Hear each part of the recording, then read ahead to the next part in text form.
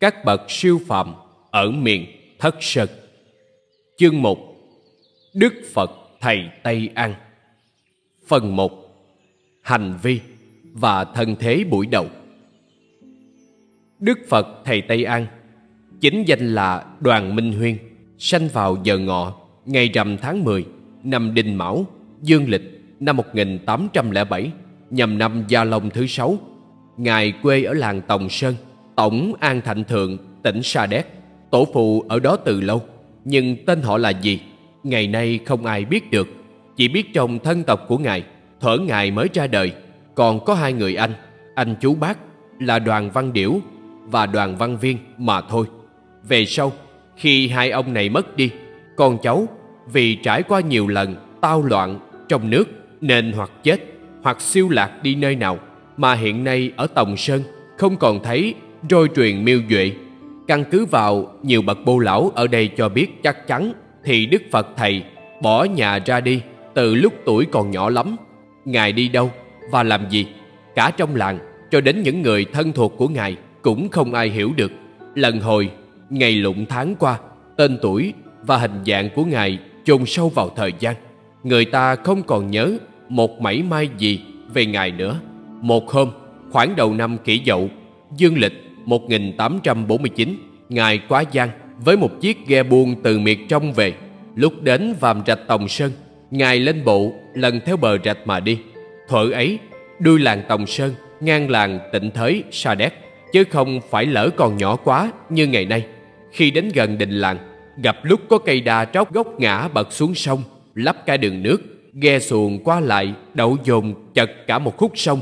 Dân làng đang rủ nhau xúm lại thật đông, cột dây để kéo cây đa vào bờ. Công việc này hì hục đã ngót nửa ngày rồi mà vẫn vô hiệu. Người ta định giải tán, kịp khi Đức Phật Thầy tới. Ngài thấy vậy bèn ngỏ lời với dân làng, xin để Ngài kéo hộ. Các ông hãy cột dây lại, tôi sẽ ra sức tiếp tay với các ông. Đám dân làng cười xòa. Chúng tôi lực lưỡng và đông đảo như thế này mà kéo không đi, ông ốm yếu quá làm sao tiếp nổi. Đức Phật Thầy cười. Bà con thử cột xem, tôi liệu có cách kéo được. Thấy lời nói ôn tồn và vẻ mặt quả quyết của người khách lạ, mấy người dân làng lội xuống nước, cột dây lại và sắp hàng hai bên để chờ xem ông khách bộ hành này định kéo thế nào. Đức Phật Thầy đứng giữa, giơ tay lên, hô to. Hơ, hãy kéo lên.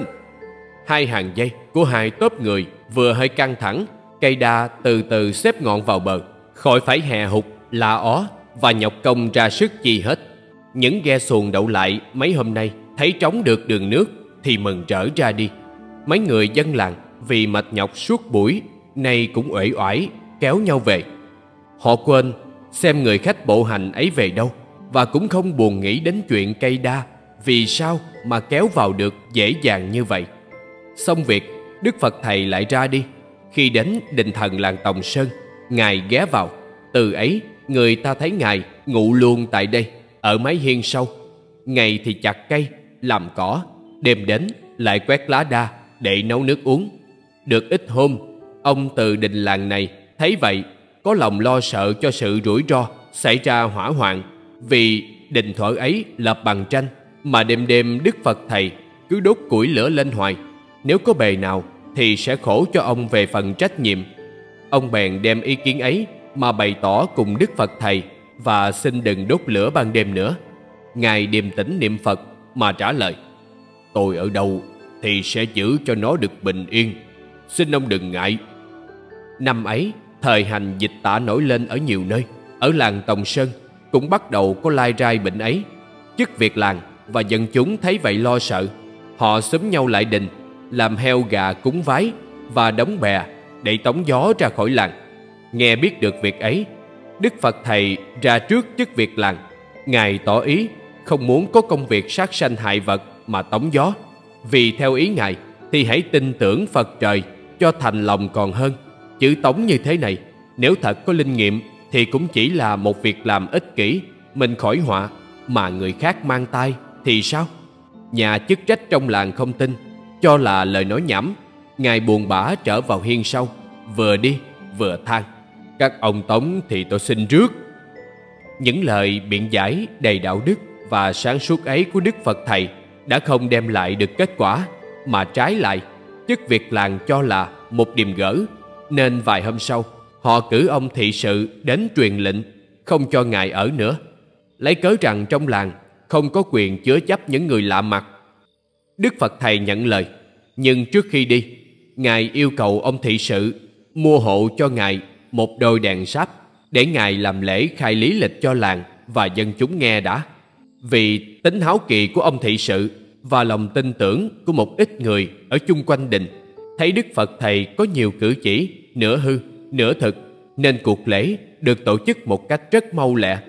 Sau khi lên đèn nhang làm lễ, Đức Phật Thầy kể rõ ông bà cha mẹ mình là ai, bà con dòng họ có những người nào, bỏ nhà ra đi từ bé để tu hành và ngày nay được tỏ ngộ như thế nào, và sau rốt ngài tự xưng mình là Đoàn Minh Huyên. Chức việc và dân làng nhiều người nửa tin nửa ngờ. Họ tính ra thì trong số thân thuộc mà Đức Phật Thầy đã kể, có ông Đoàn Văn Điểu và Đoàn Văn Viên hiện còn sống và đang ở trong làng này, nên liền cho người mời đến. Khi giáp mặt, ông Điểu cũng không nhận ra được Đức Phật Thầy. Ngài phải đem công việc gia đình đầu đuôi từ lúc ra đi thế nào mà thuật lại một mạch. Nghe xong, ông Điểu ôm Đức Phật Thầy mà khóc òa lên. Và sau khi chấm dứt câu chuyện hàn huyên, ông Điểu khuyên ngài nên ở lại quê hương, làm ăn với ông, đừng đi đâu nữa, để đến phải thân hình tiều tụy, già nua trước tuổi như ngày nay. Chú giải: Đức Phật Thầy tuổi mẹo, tính ra tới năm trở về Tòng Sơn thì mới có 43 tuổi. Thế mà nhiều cụ già nghe kể lại thì ngài hồi ấy râu tóc như một ông già, cho nên anh em ông Điểu không nhận ra được. Để trả lời ông Điểu, Đức Phật Thầy đem việc đạo lý ra mà bàn giải chung cho mọi người nghe, rồi xin cáo từ mà đi. Bấy giờ ai nấy đều bừng tỉnh, vì thấu được ý nghĩa hay ho trong lẽ đạo mà Đức Phật Thầy vừa giải, nên chi tất cả đồng yêu cầu ngài ở lại. Đức Phật Thầy không chịu, ngài nhất định ra đi. Ngay khi ấy, bệnh dịch đã tràn lấn tới tấp trong làng Tòng Sơn. Phần 2. Vào vạch Trà Bu. Xuống chiếc xuồng bần bơi bằng một miếng tre nhỏ, Đức Phật Thầy đi ngược lòng rạch Tòng Sơn, đổ lên cái tàu thượng. Thấy cầm cọng không được nữa, anh em ông Điểu và mấy người dân làng dọn xuồng đi theo ngài. Trong chuyến đi này, ngài cho người ta thấy một điều kỳ diệu nữa là lúc xuống đi theo ngài thì 5 người bơi 5 dặm, trong khi ấy thì ngài chỉ có một mình, lại chỉ bơi chậm rãi bằng một miếng tre. Thế mà xuồng ngài vẫn cứ đi trước và biệt biệt xa dần. 5 người này dù đã cố hết sức bơi, nhưng cũng không tài nào theo kịp. Khi đến rạch Trà Bu, thuộc làng An Thạnh Trung, gần ranh hạt Sa Đéc Long Xuyên, cách xa chợ cái tàu thượng lối 7.000 thước, ngài lên bờ, vẹt đế sậy, che một cái lều con, rồi ở luôn tại đó. Ông Điểu và mấy người dân làng Tòng Sơn khi theo dõi đến nơi, hết sức khẩn thiết yêu cầu, lại mà xin ngài trở về để cứu hộ cho bá tánh đang cơn hoạn nạn. Đức Phật Thầy trả lời: Tuy tôi đã đi khỏi làng, chứ hiện giờ vẫn còn để lại cây thẻ 5 ông tại sau hiên đình. Mấy ông cứ thịnh đó mà uống, và tin trời tưởng Phật thì đau căng, bệnh gì cũng mạnh. Ông Điểu và ai nấy rất mừng. Trở về thì quả thật ngài còn để lại tại đình Tòng Sơn một cây cờ ngũ sắc. Người ta tuyên bố ra 1 đồn 10, 10 đồn trăm. Thiên hạ lúc đầu tới đình thỉnh còn được cờ, vài hôm sau hết cờ, họ đẽo tới cán cờ đem về thiêu, rồi hòa với nước mà uống. Uống đâu hết đó. Hết cờ, hết cán, dân chúng kéo nhau vô Trà Bu, yêu cầu Đức Phật Thầy chữa trị. Mấy hôm đầu còn có giấy vàng phát ra, về sau Đức Phật Thầy chỉ cho bằng tro nhang mà không đủ. Số người kéo đến, xuồng ghe đậu chật cả một khúc sông.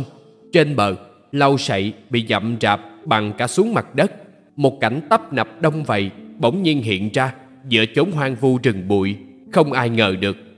Phần 3. Khi đến Sẹo Môn.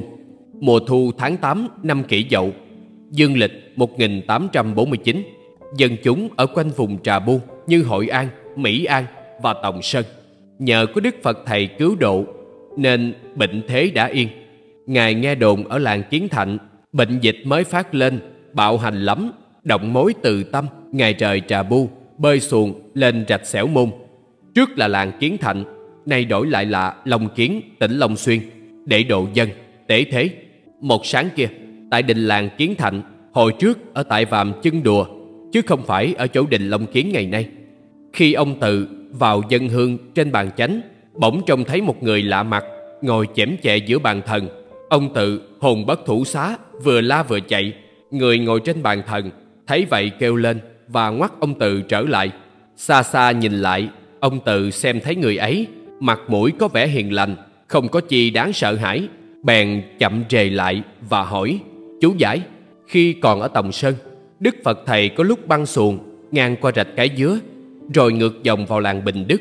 Ngày nay làng Bình Đức đã sáp nhập cùng hai làng Phú Xuân và Tân Phước, gọi là Bình Phước Xuân, thuộc Cù Lao Diên Long Xuyên. Rẽ sậy che lều ở đó ít lâu để phát phù trị bệnh. Nơi đây ngài có thâu mấy vị đệ tử mà chúng tôi còn nghe biết là ông Chánh Bái Nguyễn Văn Duyên và ông Nguyễn Văn Kỉnh, đạo hiệu Thần Tự Kỉnh, tu niệm rất chí tâm. Khi Đức Phật Thầy qua Xẻo Môn rồi bị bắt lên An Giang, triều đình ra lệnh xuống tóc. ngài có gửi về Cù Lao Diên cho hai ông này mỗi người một lọn. Ngày nay con cháu ông Duyên không thấy còn ai, không biết bảo vật ấy về đâu. Còn ông Kỉnh thì lưu truyền mớ tóc ấy được đến bây giờ. Hiện cháu huyền tôn của ông là ông Nguyễn Ngọc Chơi còn giữ.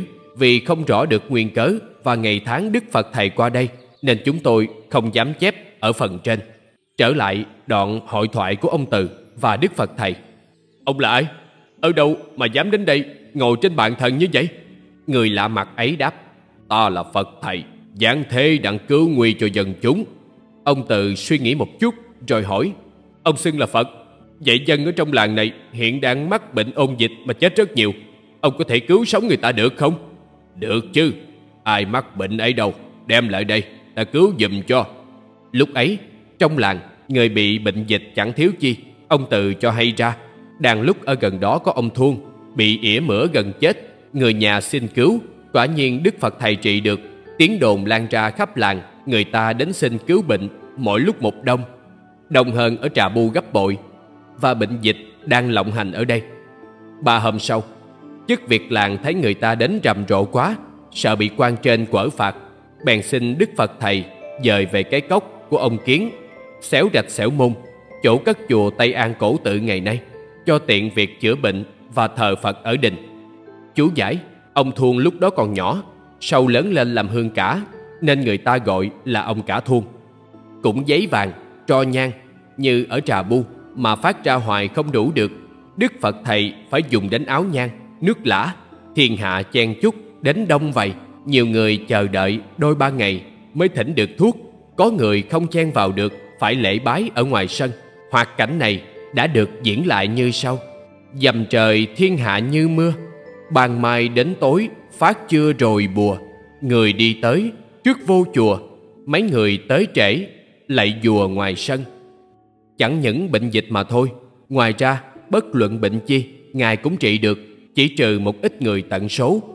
Nói cho bá tánh tỏ tình, mấy người tới số thầy xin đặng nào, muôn ngàn thiên hạ xiết bao, đau căng thầy độ bệnh nào cũng an. Nơi đây ngài bắt đầu chỉ dạy cách tu hiền cho những người mộ đạo và dựng lên nghi thức thờ phượng trang hoàng, mở rộng chùa chiền, cùng thâu nhiều đệ tử. Phần 4. Bị dời về An Giang. Từ khi Đức Phật Thầy dời sang cốc ông Kiến về sau, thì bệnh nhân đến xin thuốc càng ngày càng đông. Người theo về tu niệm mỗi lúc mỗi nhiều, danh tiếng đồn ra vang dội khắp nơi. Người ta mừng rỡ bảo nhau: Đức Phật Thầy quả là một vị Phật sống, lâm phạm trợ thế.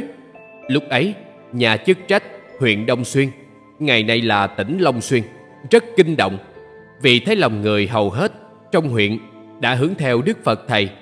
Ấy là chưa kể đến các vùng phụ cận.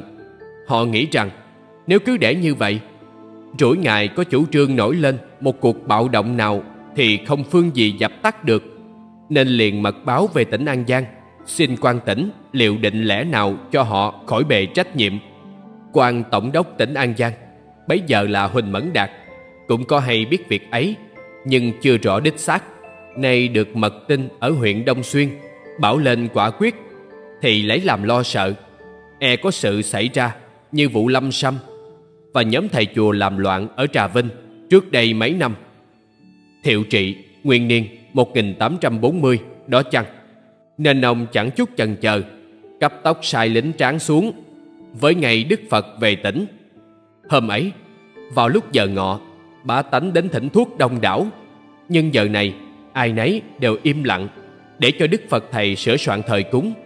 Bỗng từ ngoài sân có tiếng kêu vang: "Côn đạo nhà đây không?" Đức Phật thầy từ trong cốc lên tiếng: "Có, ai hỏi tôi có việc chi?" "Có lệnh quan tổng đốc An Giang rồi, ông đạo phải sửa soạn đi liền theo chúng tôi bây giờ đây." "Mấy ông nán cho tôi cúng ngọ một chút được không?" "Không được, chuyện gấp lắm." Thế là Đức Phật thầy không kịp giả từ bổn đạo, theo chân mấy tên lính xuống thuyền vượt thẳng lên An Giang. Trong bọn này nghe đâu có cai trung và đội bồng chỉ huy, nhưng cai trung thì xử đối với Đức Phật thầy ôn hòa lễ độ nên không sao, còn đội bồng vì xất lất vô lễ nên sau đó ít ngày phải á khẩu rồi chết. Khi giáp mặt quan tổng đốc An Giang, sau những câu hỏi chẩn đoán để buộc tội Đức Phật thầy là gian đạo sĩ, họ bày ra đủ cách để thử thách ngài, theo như những bài lịch truyền nói về ngài và nhiều bậc phụ lão thuật lại. Thì nào là lót tượng Phật Quan Âm dưới chiếu rồi bảo ngài ngồi lên, trong khi có nhiều tăng sải khác đã ngồi rồi trên chiếu ấy. Chú giải: giảng xưa có chép chuyện quan tỉnh An Giang mời Đức Phật thầy ngồi trên chiếu, trong khi dưới chiếu ấy có lót tượng Phật. Ngài trả lời đại ý như vậy: "Bẩm tôi xin đứng dưới này, hòa thượng thầy sải ngồi rầy hai bên, tham ăn thấy thác một bên, dưới tượng Phật bà hòa thượng ngồi trên." Nào là dọn cơm chay, dọn cơm mặn rồi bảo ngài ăn, vân vân. Song nhất nhất ngài đều ứng đáp trôi chảy, khám phá ra được hết. Có lần người ta thử ngài bằng cách cùng ngồi liều với các vị hòa thượng khác, xem ai đủ đức tin nhẫn nại hơn. Ngài bảo rằng ngồi liều bằng ngải diệp không có chi lạ, hãy dùng chuông nướng đỏ rồi úp lên đầu, như thế mới xem được có kiên tâm hay không. Các hòa thượng nghe nói thất đảm, song ngài thì vẫn điềm nhiên, đốt chuông đặt lên. Sau khi tìm hết cách thử thách, nhà chức trách tỉnh An Giang đã đem lòng khâm phục Đức Phật thầy, nhưng cũng phải tạm lưu giam ngài để đợi lệnh triều đình định đoạt. Trong lúc lưu giam ấy, ngài muốn ra vào tự ý, đội cai không tài nào ngăn cản được. Thế nên mấy lúc sau, người ta cho ngài được ở ngoài tự do, không ràng buộc nữa. Thể theo đề nghị của quan tổng đốc tỉnh An Giang, Đức Phật thầy được triều đình chính thức công nhận được tự do hành đạo, nhưng buộc ngài phải xuống tóc như hàng tăng sải tu Phật ở cửa thiền. Tương truyền rằng trước khi ngài thế phát, người ta có sắm sẵn cho ngài một cái mặt kiến, một cây kéo và một cái màn để tỏ lòng trọng kính. Khi xuống tóc rồi, Đức Phật thầy chia ra gửi cho các môn nhân đệ tử có tâm chí giữ làm kỷ niệm. Tóc ấy hiện giờ mặc dầu đã trải qua hơn 100 năm, vẫn còn nhiều người giữ được. Phần 5. Vào núi Sam. Sau khi Đức Phật thầy được tha, để tránh sự hoài nghi của nhà cầm quyền, ngài vào núi Sam ở chung một ngôi chùa sẵn có do phái Lâm Tế lập ra và đã được triều đình chứng nhận. Chùa này nhờ Phật cốt, gõ mõ tụng kinh, không giống cách trần thiết và nghi thức hành đạo của ngài. Lúc đầu, khi Đức Phật thầy mới vào đây, vị sư trụ trì trong chùa xem ngài như một người thường mới vào quy y, thọ phái. Nhưng sau đó ít lâu, vì thấy được những đạo pháp lạ thường của ngài, các sư mới tỏ ý khâm phục và đồng xin tôn ngài lên bậc sư trưởng. Ngài từ chối, cho rằng trước sau như vậy, vả lại có như thế, cơ phổ hóa quần sanh của ngài mới được phương tiện thi hành. Chú giải đoạn này: do đó mà khi Đức Phật thầy tịch, người ta mới khắc vào bia, cho rằng ngài ở trong giáo phái Lâm Tế như ngày nay ta còn thấy tại mộ phần của ngài ở núi Sam. Và cũng chính thế mà vị hòa thượng Lâm Tế hồi ấy được dân chúng suy tôn là hòa thượng tổ hay hòa thượng cố. Từ ấy, cái bối cảnh ở Xẻo Môn trước kia đã như tàn tạ, nay bỗng nhiên được phô diễn lại nơi đây. Người ta rầm rập tới lui, xin phù thỉnh thuốc và thọ phái quy y, để thực hiện cho kỳ được cái giáo pháp vô vi chân truyền mà ngài đã mở ra từ buổi trước.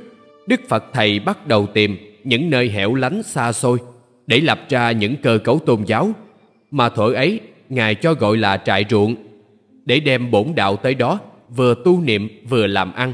Bằng cách ấy, Ngài đã biểu thị tinh thần Phật giáo vì nhân sinh, lúc nào cũng vì đời, vì người, mà dùng Phật đạo để cứu khổ giác mê, chứ không hề bi quan, yếm thế.